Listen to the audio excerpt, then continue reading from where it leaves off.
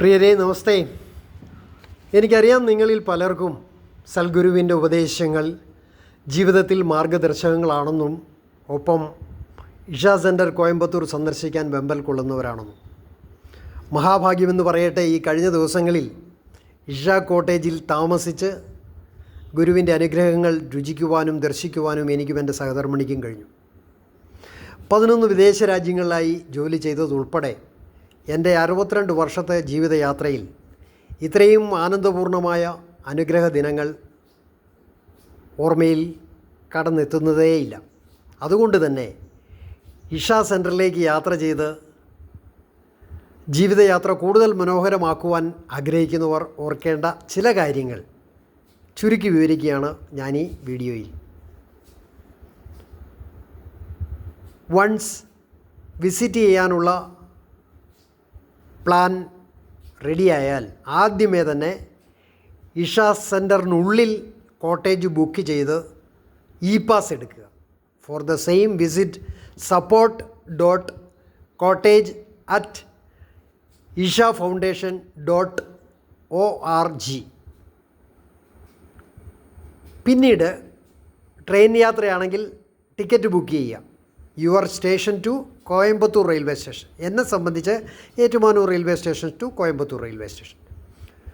Once Coimbatore railway സ്റ്റേഷനിൽ എത്തിക്കഴിഞ്ഞാൽ railway സ്റ്റേഷൻ്റെ മെയിൻ ഗേറ്റ് വഴി വെളിയിലിറങ്ങി അപ്രോക്സിമേറ്റ് 75 മീറ്റർ ഇടതുവശം ചേർന്ന് നടന്നു കഴിഞ്ഞാൽ ഓപ്പോസിറ്റ് സൈഡിൽ കാണുന്ന വെയിറ്റിംഗ് ഷെഡിൽ ബസ്സിനായി വെയിറ്റ് ചെയ്യുക. 14D എന്ന ബസ്സിൽ കയറി ഇഷ യോഗ സെൻറ്ററിൻ്റെ മെയിൻ ഗേറ്റിൽ ഇറങ്ങുക. അതാണ് ലാസ്റ്റ് പോയിൻ്റ്. ഇപ്പോൾ ടിക്കറ്റ് ചാർജ് 37 രൂപ മാത്രമേ ഉള്ളൂ. മെയിൻ ഗേറ്റിൽ നമ്മുടെ ബുക്കിംഗ് കൺഫർമേഷൻ കാണിച്ച്, അതായത് ഈ ടിക്കറ്റ് കാണിച്ച് ഇന്നാവുക. അപ്രോക്സിമേറ്റ് 500 മീറ്റർ നടന്നു കഴിഞ്ഞാൽ മറ്റൊരു സെക്യൂരിറ്റി ഗേറ്റ് നമ്മുടെ വലിയ നന്ദികേശൻ്റെ അടുത്തായി കാണാം. അവിടെ ചെക്ക് ചെയ്ത് ട്രാൻസിറ്റ് ഓഫീസിൽ റിപ്പോർട്ട് ചെയ്ത് കഴിഞ്ഞാൽ പ്രീ ചെക്ക് ഫോർമാലിറ്റീസ് കംപ്ലീറ്റ് ചെയ്യാൻ സാധിക്കും. അതിനുശേഷം നമ്മുടെ റൂമിൻ്റെ കീയുമായി അലോട്ടഡ് ആയിട്ടുള്ള റൂമിൽ പോയി നമുക്ക് സുരക്ഷിതമായി താമസിക്കാം. അതിനുശേഷം നമുക്ക് വളരെ പുണ്യമായ ചരിത്ര സത്യങ്ങൾ പറഞ്ഞു തരുന്ന ആദിയോഗി സ്റ്റാച്യുവും നാഗ ഷൈനും പുരുഷന്മാർക്കുള്ള സൂര്യകുണ്ടും സ്ത്രീകൾക്കായുള്ള ചന്ദ്രകുണ്ടും സന്ദർശിച്ച് പ്രാർത്ഥനകളും സ്നാനവും ഒക്കെ ചെയ്യാവുന്നതാണ്. പിന്നീട് നാഗ ഷൈനും ലിംഗഭൈരവിയും ധ്യാനലിംഗവും സന്ദർശിച്ച് അനുഗ്രഹം കൂടുതൽ നേടാവുന്നതാണ്. രാവിലെ 6 മുതൽ രാത്രി 8:20 വരെ നമുക്ക് മേൽപ്പറഞ്ഞ പുണ്യ സങ്കേതങ്ങളിൽ പ്രവേശനം ഉണ്ടായിരിക്കുന്നതാണ്. അടുത്ത് തന്നെയുള്ള കാലഭൈരവ ടെമ്പിൾ സന്ദർശിക്കുന്നതും നമുക്കൊരു പുതിയ അനുഭവമായിരിക്കും.